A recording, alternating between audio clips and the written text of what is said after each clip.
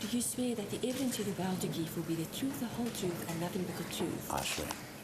Barry Steenkamp says he was physically unable to testify during Oscar Pistorius' first trial for his daughter's murder.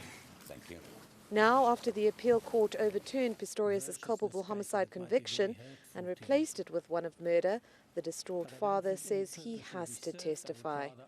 He gave heart-rending evidence about how he learnt that his daughter was dead. I got a phone call from June. I couldn't really understand what she was so upset about, screaming and shouting. At first I thought most probably one of our animals had got killed or so. And she said, come home immediately, come home. Anyway, I dropped everything.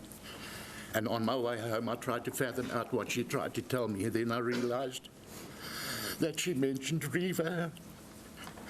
She says, come home immediately, and Reeva's name was there. And that's when I started the panic. And then driving home, I realized more and more Reeva's been killed. 3 years on, his pain and grief has still not lessened. You know, people say it takes you 2 years, 3 years, and you start feeling a little bit better about the whole thing. But every day of my life is the same. I talk to her, and little things that come up. If I see a feather or something like that, Reeva is with me all the time, yes. He remains tormented by thoughts of his daughter's last moments. Well, she must have gone through those split seconds. She must have been in so much fear and pain. That is what I think of all the time. I visualize that I can see it myself. It must have been absolutely and utterly awful. Pistorius was clearly affected by the emotional testimony.